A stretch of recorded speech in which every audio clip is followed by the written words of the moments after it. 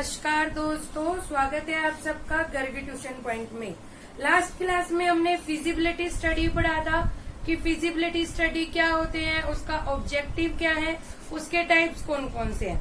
आज उसी से रिलेटेड सेकंड टॉपिक की बात करते हैं हम, फिजिबिलिटी एनालिसिस। फिजिबिलिटी स्टडी के लिए हमें फिजिबिलिटी एनालिसिस करना जरूरी होता है। हम फिजिबिलिटी एनालिसिस ये डिटरमाइन करने के लिए करते हैं कि जो सिस्टम हम बनाने जा रहे हैं वो प्रैक्टिकल भी है या नहीं, वो सिस्टम हमारे लिए, कस्टमर के लिए, सोसाइटी के लिए बेनिफिशियल है या नहीं। फिजिबिलिटी एनालिसिस रेफर्स करती है कि जो हम सिस्टम बनाने जा रहे हैं वो रियल में फिजिबल है या नहीं, या फिर हम सिर्फ ख्याली पुलाव बना रहे हैं, ये सिस्टम बन ही नहीं सकता। तो इसमें हम वो सारे डिटरमाइंस, वो सारे कंस्ट्रेंट कंपेयर करके देखते हैं। तो इसमें हम करते क्या है, जो हमारा प्रपोज सिस्टम होता है उसको हम कंपेयर करते हैं कुछ कंस्ट्रेंट के साथ, जैसे कि मैन पावर हो गया, या फिर आप बजट कह सकते हो, कॉस्ट, बजट, टेक्नोलॉजीज, इन सब के साथ हम क्या करते हैं, इसको कंपेयर करते हैं और ये फाइंड आउट करने की कोशिश करते हैं कि न्यू सिस्टम में क्या क्या टेक्नोलॉजी काम कर सकती है प्रपोज सिस्टम की। ठीक है, हम फिजिबिलिटी स्टडी इसलिए करते हैं ताकि मेन ऑब्जेक्टिव को हम अचीव कर सके, न्यू सिस्टम के मेन ऑब्जेक्टिव को हम अचीव कर सके। ठीक है, और मेन ऑब्जेक्टिव को अचीव करने के लिए बेस्ट वे होता है हमारा फिजिबिलिटी स्टडी, जिसमें हम सारे कंस्ट्रेंट के साथ कंपेयर कर लेते हैं प्रपोज सिस्टम और न्यू सिस्टम को, जिससे हमें एक ओवरव्यू मिल जाता है हमारे न्यू सिस्टम का कि न्यू सिस्टम में कौन सी टेक्नोलॉजी वर्क करेगी, कौन सी नहीं करेगी। इसके लिए हमें बहुत सारे स्टेप्स फॉलो करने पड़ते हैं। तो आइए देखते हैं कौन कौन से स्टेप्स हमें फिजिबिलिटी एनालिसिस में रिक्वायर्स होते हैं।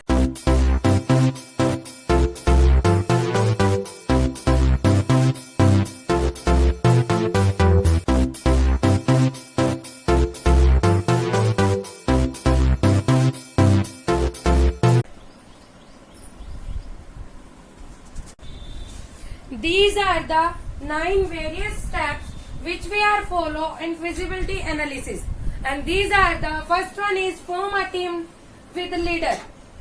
किसी भी सिस्टम को बनाने के लिए सबसे पहले हमें एक टीम की जरूरत होती है, जिसमें एक हमारा लीडर होना चाहिए। ठीक है, और ये लीडर कौन चूज करता है, सिस्टम एनालिसिस। सिस्टम एनालिसिस एक से ज्यादा हो सकते हैं हमारी टीम में, और वो अपने टीम के अकॉर्डिंग, अपने स्ट्रक्चर के अकॉर्डिंग टीम लीडर को चूज करते हैं। सेकंड है हमारा prepare general system flow chart. इसका मतलब टीम लीडर चूज करने के बाद हम एक फ्लो चार्ट प्रिपेयर करते हैं, जिसमें जर्नल वर्किंग आती है हमारे सिस्टम की, किस तरह से हमारा सिस्टम वर्क करेगा, उसकी वर्किंग कैसे होगी, उसका फ्लो चार्ट हम तैयार करते हैं। Third one is list potential alternative system.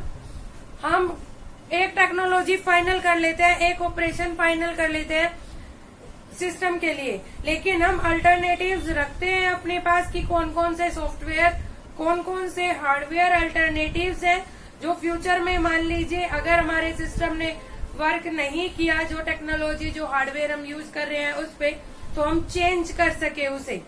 ठीक है, तो ये बहुत इम्पोर्टेंट स्टेप होता है हमारा, ताकि फ्यूचर में प्रॉब्लम होने के जो हमारे चांसेस हैं वो कम हो जाए। इसके बाद fourth one is identify meaningful propose system characteristics. जो हमारा प्रेजेंट सिस्टम है उसमें कुछ तो फायदे होंगे, कुछ तो कैरेक्टरिस्टिक्स होंगी जो अभी तक हम उसे यूज कर रहे थे, तो हम वो कैरेक्टरिस्टिक आइडेंटिफाई करेंगे जो हमारे न्यू सिस्टम के लिए यूजफुल हो सकती है।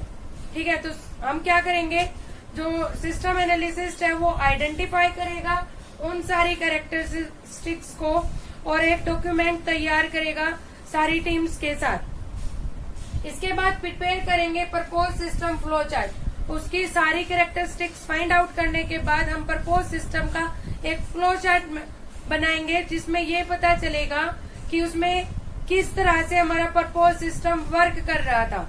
क्योंकि जो हम नया सिस्टम बनाते हैं उसमें कुछ चीजें तो हम न्यू प्रपोज सिस्टम की लेते हैं ना, ताकि अभी तक काम भी तो कर रहे हैं हम प्रपोज सिस्टम से, तो न्यू सिस्टम में प्रपोज सिस्टम की जो कैरेक्टरिस्टिक्स है वो हम न्यू सिस्टम में लेके आते हैं, इसलिए पहले ये फाइंड आउट करते हैं हम कि किस तरह से वर्किंग हो रही है प्रपोज सिस्टम में। ठीक है, next step determine the technical feasibility.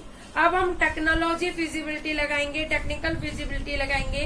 Propose system में कौन सी टेक्नोलॉजी वर्क कर रही है, क्या प्रपोज सिस्टम की टेक्नोलॉजी न्यू सिस्टम में वर्क करेगी, अगर नहीं करेगी तो और क्या क्या हमारे पास अल्टरनेटिव्स है उस टेक्नोलॉजी के, अल्टरनेटिव्स में बेस्ट टेक्नोलॉजी कौन सी है हमारे न्यू सिस्टम के लिए। इसके बाद डिटरमाइन करेंगे इकोनॉमिक फिजिबिलिटी। इकोनॉमिक का मतलब समझ में आता है कॉस्ट और बेनिफिट एनालिसिस। इसमें हम सारा जो सिस्टम एनालिसिस है टीम के साथ मिलकर एक इकोनॉमिक फिजिबिलिटी एनालाइज करेगा कि क्या कॉस्ट लगेगी सिस्टम की, इससे हमें कितना बेनिफिट होगा, हमारी सेविंग्स क्या होगी, कितने टाइम तक ये चलेगा और कितने टाइम के बाद इसमें मेंटेनेंस की जरूरत होगी और उसमें कॉस्ट कितनी लगेगी। ठीक है, इसके बाद आता है determine the operational feasibility. Operational का मतलब अब यहाँ तक इकोनॉमिक फिजिबिलिटी होने के बाद अब हम ये चेक करेंगे किस तरह से सिस्टम वर्क करेगा, कैसे वर्क करेगा, कौन इस पर वर्क करेगा, कितने टाइम तक ये रन करेगा, ये सारी चीजें ऑपरेशन से रिलेटेड, कितने टाइम तक ऑपरेशन होगा, कितने टाइम तक डेवलपिंग होगी हमारी, सारा टाइम रिलेटेड हम कहाँ करेंगे, ऑपरेशनल फिजिबिलिटी में। Next step submit the feasibility report to the management. 8th step तक की हम एक फिजिबिलिटी रिपोर्ट मेंटेन करते हैं जो मेंटेन करता है सिस्टम एनालिसिस, और वो रिपोर्ट अब जाती है मैनेजमेंट के पास कि भाई हमने ये वाली सारी चीजें फाइंड आउट करी है, कुछ भी प्रॉब्लम होगी तो मैनेजमेंट उसे बताएगा, अदरवाइज उस रिपोर्ट को फाइनलाइज करके आगे बढ़ा दी जाती है ताकि वो फाइनल की जाए, फाइनलाइज हो जाए और अब उस पर वर्क किया जाए। तो these are the online steps जो हम फॉलो करते हैं फिजिबिलिटी एनालिसिस में।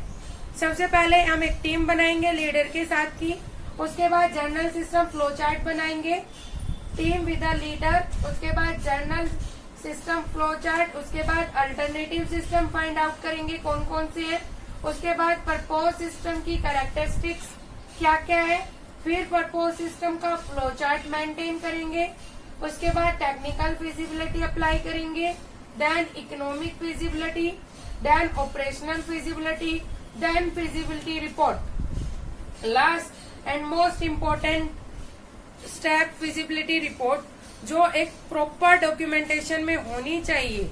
ठीक है, तो फिजिबिलिटी एनालिसिस आपको समझ में आया कि फिजिबिलिटी एनालिसिस इसलिए किया जाता है कि जो न्यू सिस्टम हम बनाने जा रहे हैं वो फिजिबल है या नहीं, वो रियल में प्रैक्टिकल और बेनिफिशियल है या नहीं। तो आई होप आपको फिजिबिलिटी एनालिसिस समझ आ गया हो। Thank you for today.